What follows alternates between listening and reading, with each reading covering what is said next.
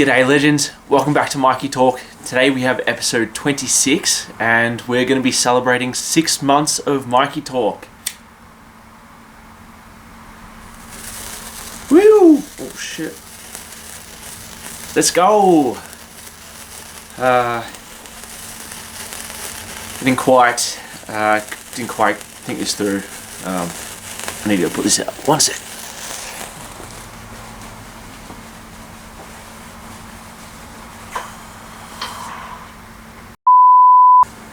So yeah, 6 months of Mikey Talk today. It's pretty cool. I'm really happy with the show and where it's at. When I first started it, I intended it to be a show where I could talk about my own stories and like things that were happening in my business and my life. And then episode 3, which was the first guest interview with Pez, that really showed me that I actually love interviewing people. My first time ever interviewing someone and learning that craft, but it's been really fun and I've really enjoyed that process. And yeah, I've kind of got more enjoyment from telling other people's stories than myself. So yeah, I had a few more solo episodes since then, but yeah, mostly it's been the guest episodes, and I think that's the way it's probably going to continue. I still don't mind chucking in a solo episode like this every now and then when it's relevant and I have something to talk about. But yeah, just loved being telling other people's stories. Like even the last 2 months since the last solo episode, I've been able to interview Raf in the videographer in like the creative industry. We had a fantasy football special with Tony Park United. Had Wade, who's a podcast host. Had Benjamin, a house producer. Who else did we have? We had Sean, a founder of a startup, and yeah, in that kind of Melbourne startup tech scene. So yeah, it's just like so many different people. And then to wrap up last week with an episode with my dad, which was like a family episode but still touching on business and stuff. Yeah, I love that direction. I think I would like to add a few more professional athletes into this, and then just kind of keep the theme going of like creatives, business owners and athletes. They're the industries that I'm super interested in, and yeah, but at the end of the day, if anyone's got an interesting story, I feel like I'm happy to tell it and keep working on my own skills as an interviewer. Yeah, and then speaking of consistency, the other thing that I'd set myself a couple of months ago that I've consistently sat with was the Good Humans hoodie collection through Good Ideas. That's where every week we've been picking a good human, someone in our community that's a good person, letting them pick a hoodie color and then the puff print of the good ideas, and doing just like a little celebration for them. So we just had the 15th release of that as well last week. So 15 straight weeks of Good Humans, and that's I'm so happy with how that's progressed and just what that's brought to the Good Ideas space as well. It's also, I've just really enjoyed making hoodies and that creative process. It's so sick having the orders come in every week and then ordering them in and then sitting in my house on a Monday laser cutting the good ideas and then heat pressing the hoodies. It's just like it's just been a really cool addition to my routine. So with the Good Humans, I'm going to, so even with that, we just started it. I didn't really have a plan over how the collections were going to run or whatnot. I just every week was putting one out. I am leaving for America. It's Monday right now. I'll edit this tonight and put it out tomorrow, Tuesday, and then I'm leaving on Wednesday. So when you're watching this, I'll be leaving for America tomorrow, which means I'm not going to be able to produce the hoodies and sell them off while I'm away, which has given me the idea to actually do these Good Humans in collections of, it doesn't necessarily have to be 15. This one's kind of ended at 15. But I like the idea of it, yeah, being a collection and even calling it the class. So these first 15 were the Good Humans class of 2025. Yeah, and that's kind of naturally come by just me having to take a break because I'm not going to be here for the next few weeks. And then also when I come home, it's going to be November. It's starting to get hot. No one's wearing hoodies as much. This was really good to do over winter.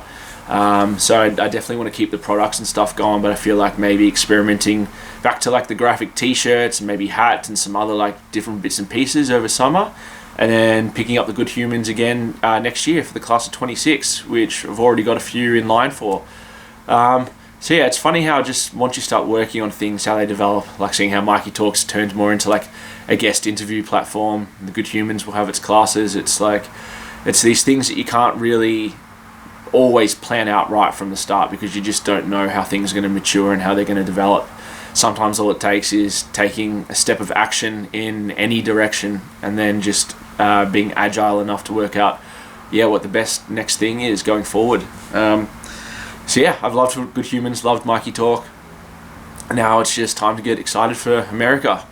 I've had my to-do list of things to do today, which still have a few little things to do, and then I'll get into packing, and then once the packing happens, then it's pretty much turn the brain off and get ready to go. So we're going to start off in LA, going to visit the homie Tyler, stay at his place just for the night, and then rented a Mustang, and we'll drive from LA up to Vegas on Thursday.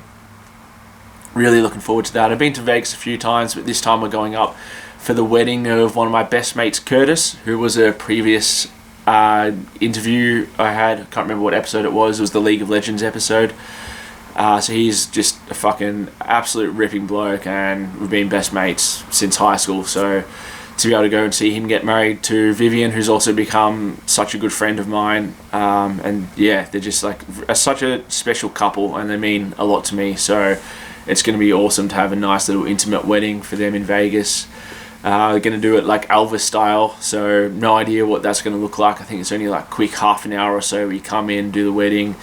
So I don't really have much to talk about that, because I don't actually know what to expect, but I'm sure I will get some sick footage and have some things to talk about once it's done.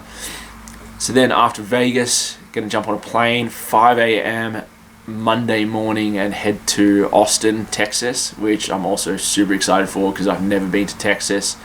Hit up some steak places. Couldn't get tickets to Kill Tony, just because they book out months in advance, so I actually don't know how possibly to get tickets to that. That's fine. It was just gonna be sick to be over there. We'll see some other comedy shows. I'm sure comedy and steak, that's what I think will be in line for Texas. And then from there we fly over to New Orleans, which I have been to a couple times and had a lot of fun. But one thing that I have never done, which I've always wanted to do, and just didn't have the time for it in previous trips, was to head to like the Bayou swamps and do a swamp tour. So definitely want to make sure we get that done this time. May see some gators, that would be sick. Who knows? But a couple of days in New Orleans, which would be fun. Then we head for the main event to Detroit City in Michigan. Never been, but I can confidently say it is my favorite city in the world. I've just had it inside me since I was a little kid. Can't explain why. It's just a really special city to me. I love the Pistons, love the Lions. So yeah, that's like, I'm excited for the whole trip. This is the part where I'm really looking forward to. It's going to be sick. I've set the bar really high and got really high expectations for it, but sometimes you have to. I just got a feeling that it's going to meet them.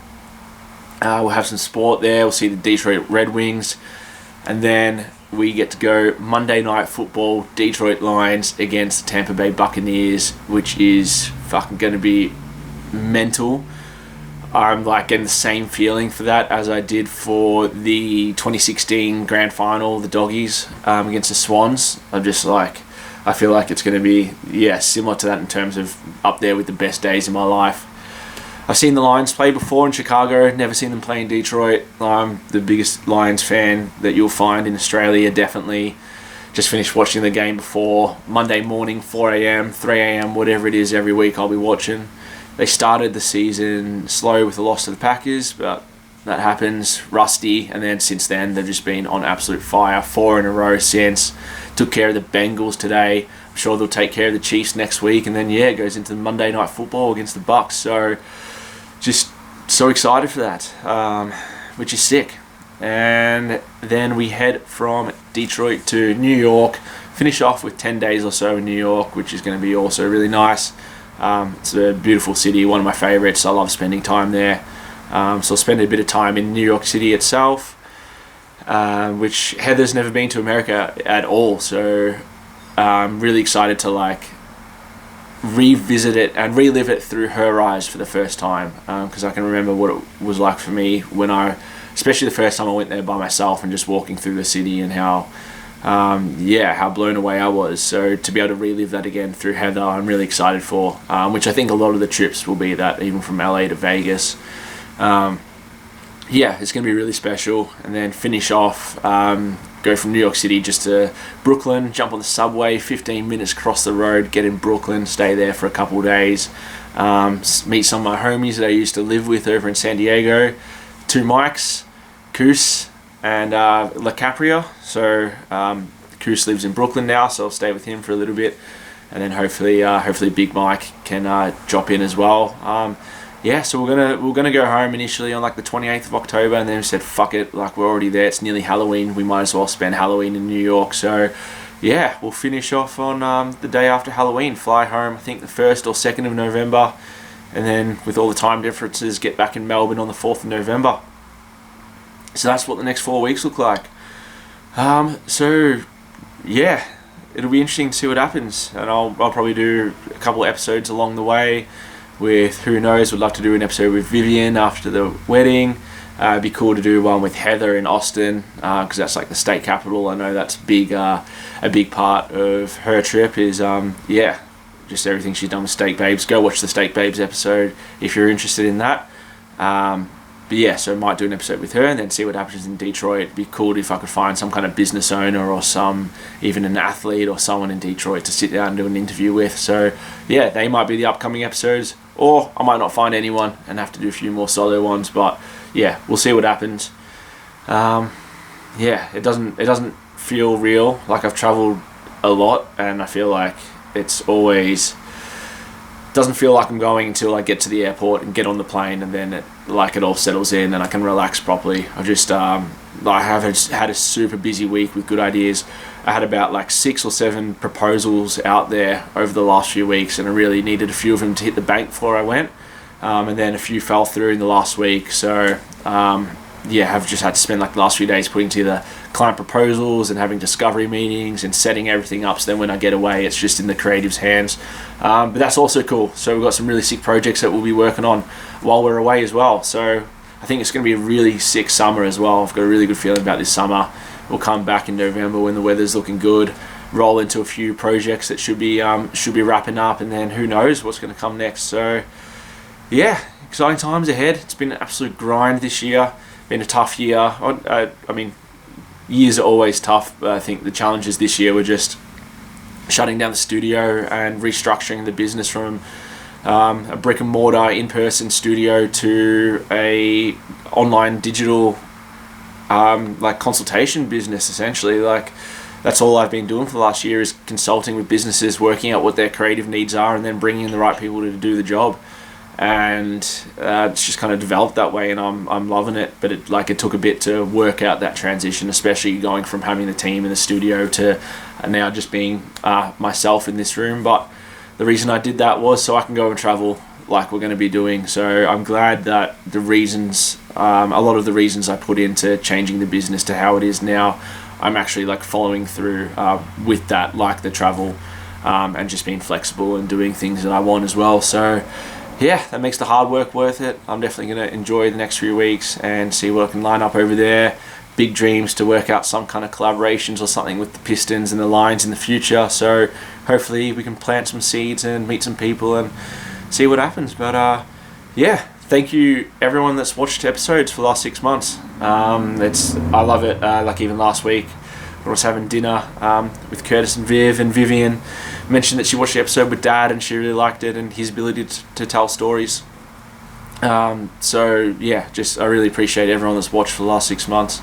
Also, speaking of Vivian and Curtis, in Vegas we're going to the Sphere to watch Wizard of Oz. I don't know if it's a movie or a show or what it is. But anyway, the Sphere is like, I don't even know how to explain it. It's like a modern day pyramid. It's like a giant crystal ball in the middle of Vegas, and they do shows and stuff in there, but you sit in it, it looks like kind of VR, how the way the screens and the audio and stuff play kind of. Yeah, I'm going to butcher this explanation, but it looks hectic. I know they did a UFC there that I watched online and it just looked crazy, so I always wanted to go to the Sphere. So we booked in to see the Wizard of Oz on Sunday there. But then last week we had dinner with Curtis and Viv to watch the original Wizard of Oz to prepare for it. Filmed in 1939, so it was about 100 years ago. And it was so funny in that the Munchkins, we couldn't work out if they were dwarfs or kids, and so we're pissing ourselves watching this. Like, the whole thing is pretty off-putting, to be honest. Like, I feel like that happens with old movies, but this in particular, just these Munchkins were just like, just picturing them filming this 100 years ago is just a mind-boggling concept. But also, were they kids or were they midgets? I think we ended up coming to the conclusion that it was a mix of both, because some looked more like kids, some looked more like midgets. But whatever it is, I'm just like picturing them in the casting room being like, all right, we need to find 200 midgets. They just scout all the midgets in the area and they have none left, so then they move on to the kids that kind of look midgety. But I don't know, it was just something that I'm excited for in Vegas as well. But yeah, it's a weird movie.